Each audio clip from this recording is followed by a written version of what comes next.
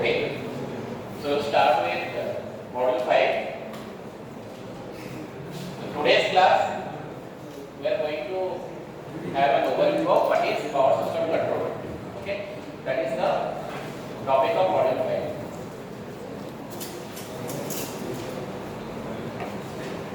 What exactly we want to control in a power system? What is the purpose? What is the purpose of power system? What is the purpose of power system?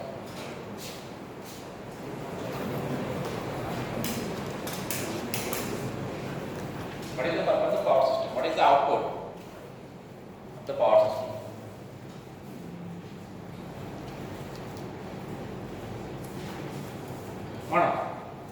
What is the purpose of the power system? The whole power system.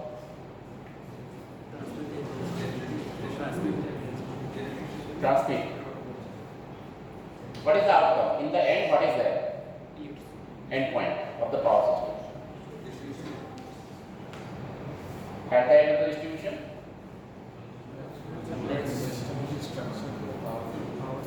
Power flow. It's the systematic structure for the power flow. But then what is the output? You have already given the answer. Power. So what exactly we are talking about when we say power? What kind of power the power system provides?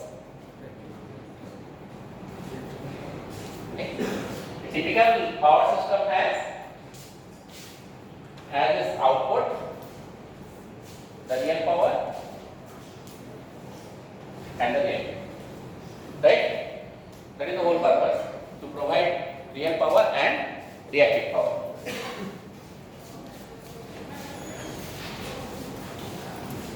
Purpose of real power is to drive various electrical loads.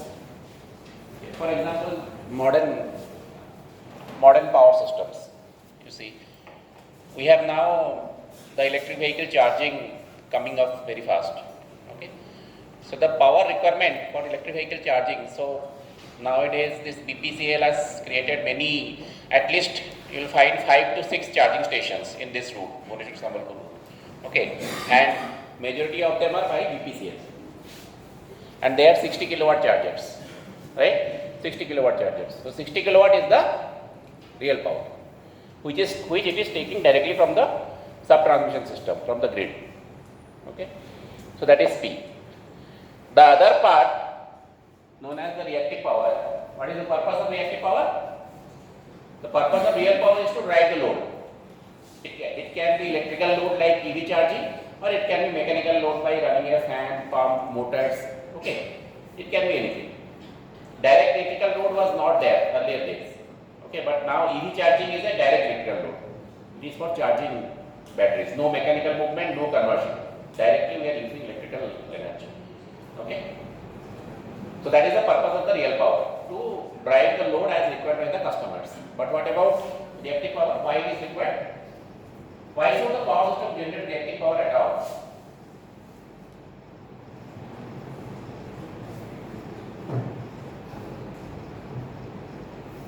Anyone? Okay. What is the purpose of reactive power in the power system? Yes, very good. Because the whole power system, our requirement is the real power, but it cannot operate. The conversion from electrical to mechanical and vice versa cannot happen without the flux, the magnetic field. It is the magnetic field that is converting the power from mechanical to electrical and vice versa. All the machines require, even the power systems require the magnetic field to operate. In fact, the flow of electrical energy through a conductor is because of the electromagnetic fields. Okay? From the field theory perspective, it is due to electromagnetic fields. Okay? So the power system must generate reactive power. But then, who generates it? Which component generates it? This P and Q. So suppose we say this is the grid.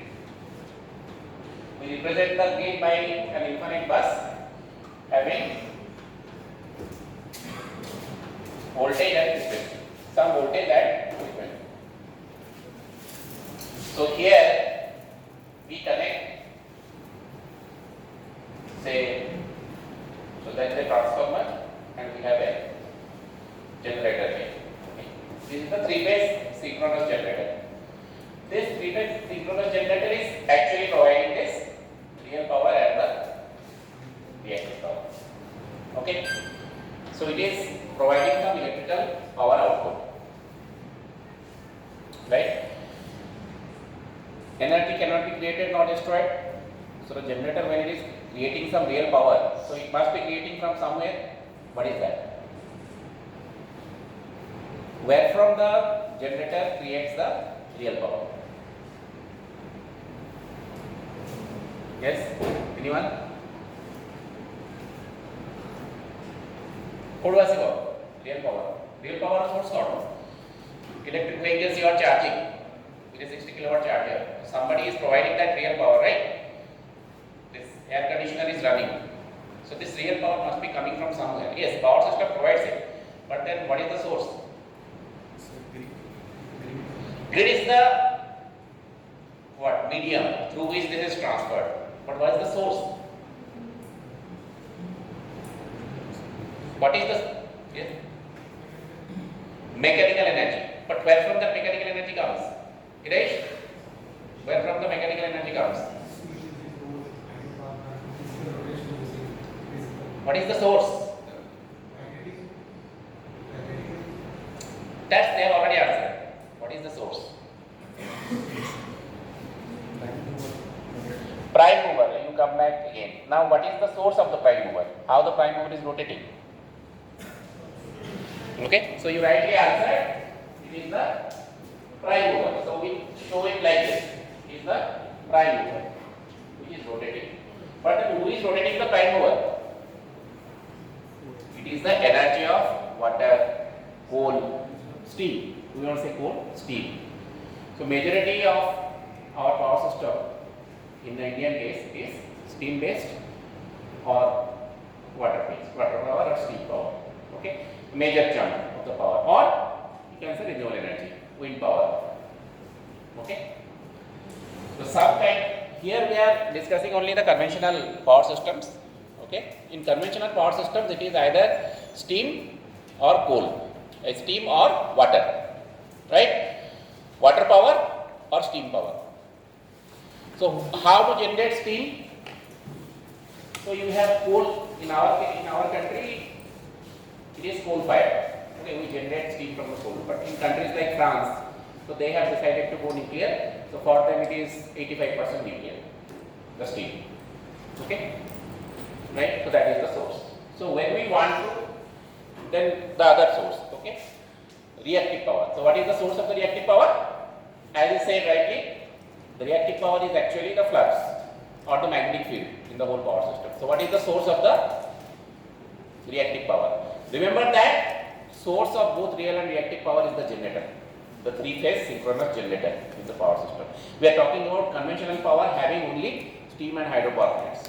Okay, we have not yet considered the other kinds of plants. So, what is the source of the reactive power? Go. What is the source of the reactive powers?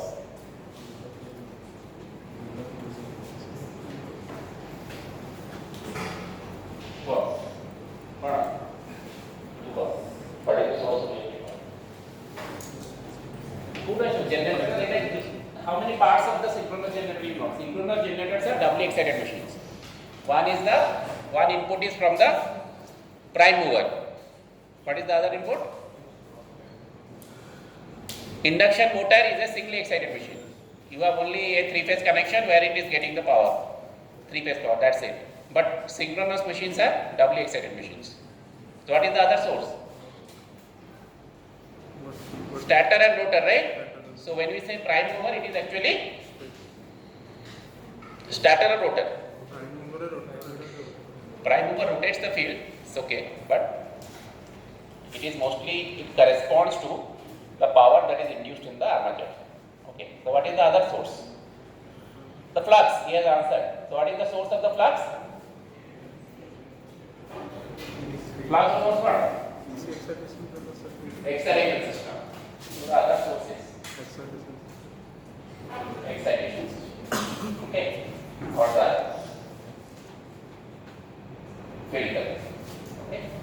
this field current responds to the reactive power, and the prime mover input, which can be coal or water, or as steam or water for real power. Okay. Now the whole concept of power system control is to control real power and the reactive power. So when we say power system control, we are actually controlling the real power P and the reactive power. Right. And how we are going to control that? We can control real power P by controlling the water flow or the steam flow into the turbines. Right? And what is the device that does that? Controlling the prime mover. Okay. Prime mover. Prime mover is basically turbine. Right? So how you control the input to the turbine? Okay, which can be steam or water. Okay, in case of wind power, it will be wind, but for conventional power. So how to control that? We use a device known as what?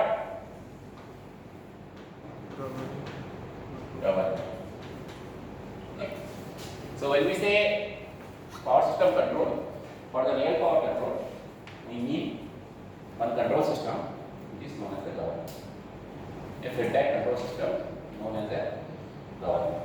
Similarly, when we want to change Q, so here it comes from the excitation system. Okay. Just like the turbine, we have excitation system. But how we control the excitation system? The field current. Changing the excitation system means the field current, right? By means of one controller known as the AVR, automatic voltage regulator, right? Automatic voltage regulator. Okay. So these are the two basic control paths in a power systems. Okay, clear? Next question is this AVR and governor. They control the reactive power and real power respectively, right? But any control system, you know, it's a feedback. Any feedback control system should monitor some kind of reference, right? Suppose in the power system, somebody puts in the EV charging. Say 10 customers at one point put the EV charging. So it's means 600 kilowatt, right? Around 600 kilowatt. So the power system must respond. The real power has increased. Okay. So how the governor knows that the real power requirement has increased? Governor is a control system, right? So any control system has a reference and there is a feedback. So the output of this control system is the signal to the governor that you open the water flow or increase the steam flow so as to increase the real power. Okay, because it is the requirement of the power system. But then how it knows? What is that entity or quantity that this governor monitors? Change in frequency. Very good. Change in frequency. Okay. So frequency. So it is frequency. It is the frequency. It is the frequency which is the indicator of the real power balance in the system, and it has a direct physical relation. For example, if consider a scenario when P is increased, if P is increased, then the speed decreases because you have more load on the shaft, speed tends to decrease. It doesn't decrease, it tends to decrease. So if it decreases, that means frequency will decrease based on the relation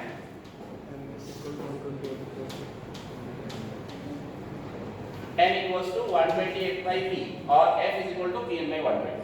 Okay. So frequency is directly related to the speed of the shaft. So it is frequency which is monitored by the governor. Similarly, what will be monitored by the voltage regulator? As the name says, the voltage. Okay. So the quantities we control in a power system are real and reactive power, whereas the quantities that the system monitors are the voltage and frequency. Okay.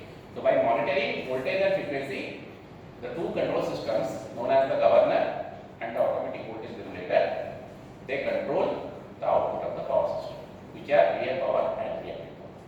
Now the whole purpose of this whole module is to understand these two systems. Okay.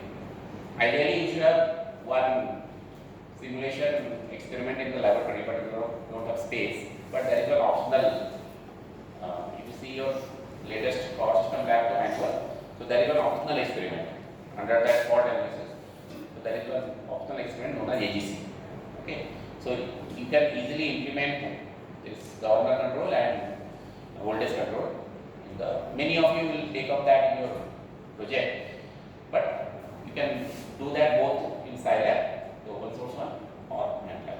Okay, you can implement these both controllers. Okay, fine.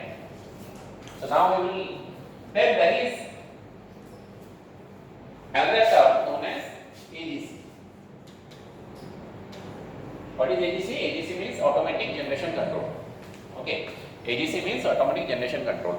Mostly it refers to the frequency control or the governor control. Okay. However, it also includes economic dispatch. That means if somebody asks you what is AGC, so you say AGC is equal to automatic load frequency control plus economic dispatch. So if you combine automatic, if somebody asks you what is the difference between automatic generation control and automatic load frequency control, so you would say that if you include the economic dispatch part, that means you regulate the frequency fine, increase or decrease your generation fine, but ensure that it is done by optimum cost. If you do that, it is known as automatic generation control. Now know that in the next class we will discuss AVR in detail, but know that AVR is this kind of power system doesn't bother about AVR because AVR is very fast compared to AGC or AVC. Voltage control is very fast. Okay, maybe 10,000 times faster than it is in terms of milliseconds, the voltage control, whereas the government control is in terms of seconds.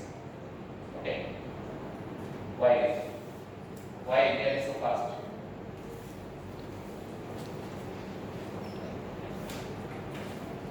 Anyone who can answer? Power system control considers automatic voltage regulator to be a minor part of it. The major concern is about the frequency control, the real power control. The reason is AVR is very fast. Okay? Why it is so?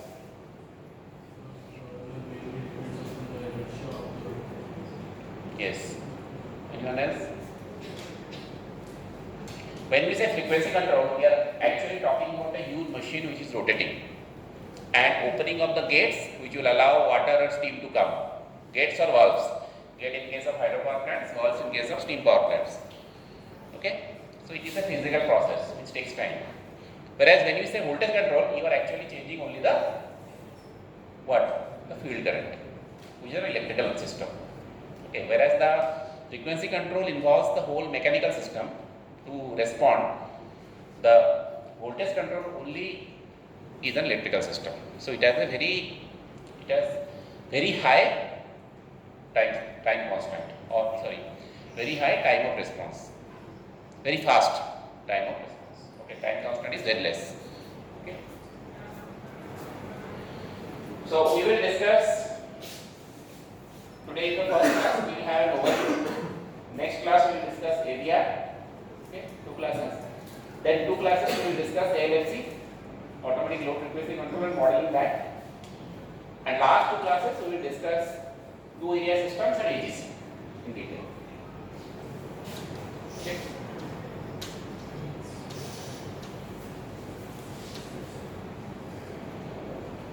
Okay.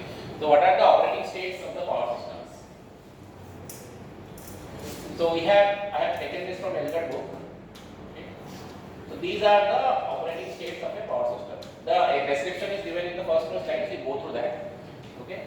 One is the normal state where the equality and inequality constants they are made. What is the equality constant in a power system?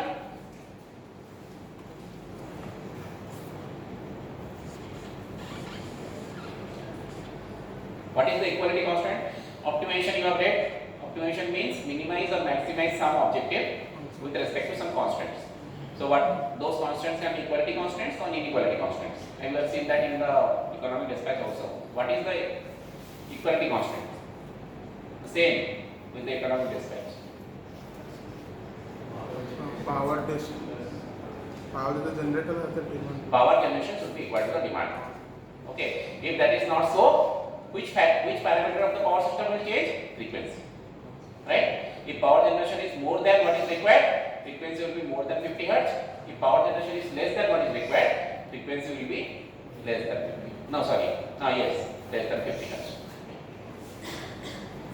Now, when these constraints are violated, we get several states. Just like E minus, it is written E minus. That means equality constant is violated. So it is a distorted state. Increase or decrease generation. Okay. Extremist state. Both the constants are violated. Inequality constants are line flow limits violation, generator limit violation. These are inequality constants. Emergency states, that means you are meeting the load, but you are actually overloading the generators or the transmission lines. That is an emergency state. Now, alert state means you have removed those emergency conditions. However, still you are operating near the limits. So that is known as the alert state. And again we go back to the normal state. Now, how you do that? So from emergency to alert, it is known as emergency control. From alert to normal state, known as preventive control. Okay. And when inequality constants are not met, equality and inequality constant generators are generally desynchronized. Okay. It's an unstable case. For that you need desynchronization. Okay. Then after you do resynchronization, slowly you pick up the load. You have met the inequality constant, you are making the transmission system as well as the generators operating within limits, but you have not yet met the load. So by restarting the load pickup, you again go back to the normal state. Okay. So this whole description is given in the previous two slides. You can read that. So two kinds of interaction I have already discussed with you. One is the real power and frequency interaction. The real power is directly related to the frequency. Why it is so? Because if the load is more than the power generated, the turbine tends to slow down. If it slows down, the speed decreases. That means the speed decreases. If the speed decreases, according to PNY 120 equation, the frequency decreases. So real power and frequency are directly related. Okay, so that description is given here. Because you see, kinetic energy. So what is of concern is kinetic energy. I told you the governor response is slower. Right? It's slower. Suppose somebody starts charging, 100 people start charging EVs from the power system. Okay.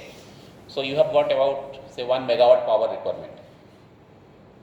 Now you just cannot say that open the valve or open the gates. It cannot be that fast. So something must provide that energy in between. What is that energy? What is that energy? That is the storage, kind of storage. Which one is that?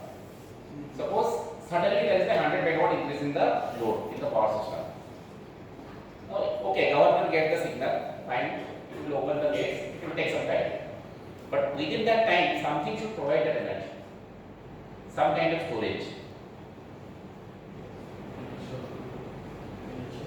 Kinetic energy. So I have highlighted that kinetic energy. The generator is a big machine, rotating at very high speed. Okay, it has lots of kinetic energy. We have already read about that in stability.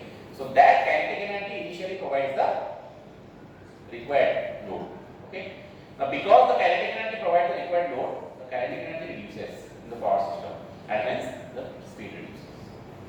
Right? Or if the load is thrown out, then the kinetic energy increases in the power system. It is the kinetic energy that is our concern here.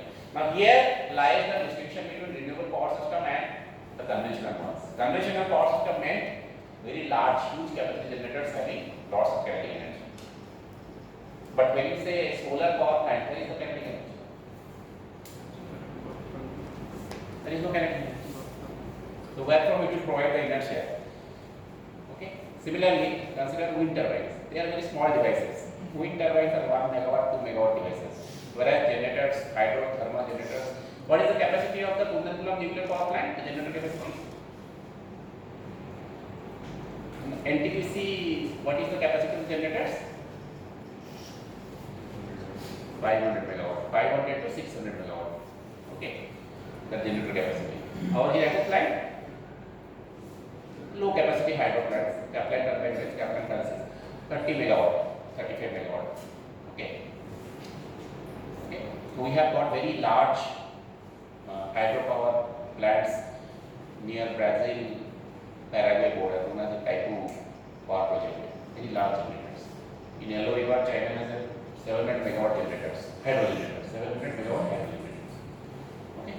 But nuclear generators are still higher. What is the capacity of the Kundankulam nuclear generator? You know, 1000 megawatt. One generator, 1000 megawatt. 1 gigawatt generator. These are huge devices. So they provide the kinetic energy. But wind turbines, combined they can provide, but they are dispersed. We have got a wind farm. We don't have a single wind generator because of the nature of the wind farm. Okay. We have lower size hydro generator capacity because of the nature of the water power. If you make very large capacity generator and water is not available during summer, then it won't run at all. But if you have small capacity generator, at least you can run one. That is the purpose. But coal fire power plant, they can be any size you want. Just need to provide a code for that. Okay, so it is the kinetic energy that is important in the power system. You can go through this to know this. Okay, if you understand this slide, you understand the operation of the power system. The other interaction is the UV interaction. It is the field current of the generator that creates the required flux in the power system, which corresponds to the reactive power and hence the voltage. Because you know from your machine's experiment, if you want to know the generator output voltage, increase the generator output voltage, you change the field current. Right? And you have plotted that characteristics also known as open circuit characteristics. When you see the relationship between the output voltage and the field current. Right? So two kinds of interactions are there in the power system, PF and QV. Okay? So details you can see here. One point to note, the megawatts in the power system, you know that reactive power is never lost. There is nothing like reactive power consumption. So it's not lost. Real power is consumed because it is running something. Reactive power is just something which is just moving to and fro in the power system. The energy that is required for that is only to send the reactive power from one place to the other in the power system. So there is no loss of the power system. Okay? So it is about sending surplus megawatts from one area to the other area. If there is some surplus megawatt in one area, what will be the immediate result? Reactive power of the flux Result? What you will see? Surge in voltage. Surge in voltage. Okay. For example, during winter, suppose you switch off, you will find that in winter the fans run very fast, whereas in summer they run very slow. Okay. So during winter there is not much load requirement. Right. Suppose the power system sends too much reactive power to a particular area. So you will see voltage increase, and that will result in very high speed running. You don't require that at that time, but still it runs very high speed. Okay, because of so that surplus megawatt must be transferred from that area to some other area. Who does that? The generator. Okay. Okay. Hello. So now Just remember that, just like our body, okay, we cannot separate our thinking process from our movement. Okay. Suppose you are very hungry and tired, you may not think properly, right? But then generally these we consider two separate processes. Doing some physical work is one thing, doing mental work is a different thing. But it's a single body, right? Both are interconnected. Similarly, though we say that there is PF and UV coupling in the power system, they are interconnected. There is some relation. It's not that they are completely independent. No, because it is one power system. It is part of that one. So they will interact. Okay? So, and you see the last line, whereas there is no significant coupling from the PF channel to the UV channel, there is considerable coupling in the opposite direction. Okay, from the brain to the physical thing, there is significant coupling. Okay, I will consider the flux to be the brain of the power system. Okay, because of without which the hands cannot run. Okay, so eventually, what is power system control? The following are the major issues when system is in normal state: megawatt frequency and reactive power voltage, megawatt voltage interaction, power flow problem and optimal dispatch, the control problem. Okay, so this we will discuss. In this module, the problem is keeping the power system in normal state by means of continuous, write down this line, continuous automatic closed loop control. As the demand deviates from the normal value with an unpredictable small amount, the state of the system will change. So the automatic control system must detect these changes and initiate in real time a set of control actions, which will eliminate quickly and effectively as possible the state deviations. Okay, so these are known as small signal analysis of the power systems. Okay, small signal analysis, because when we say power system control, we are actually dealing with small changes like the load changes. Okay, when there are large changes, there will be a problem of stability, fault analysis and transient stability. Okay, so these are day-to-day operations. So large signal analysis means fault analysis, right? Small signal analysis means load changes. Okay. So how many generator control loops we have discussed? So the first one is the automatic voltage regulator loop, which controls the right of this. Two control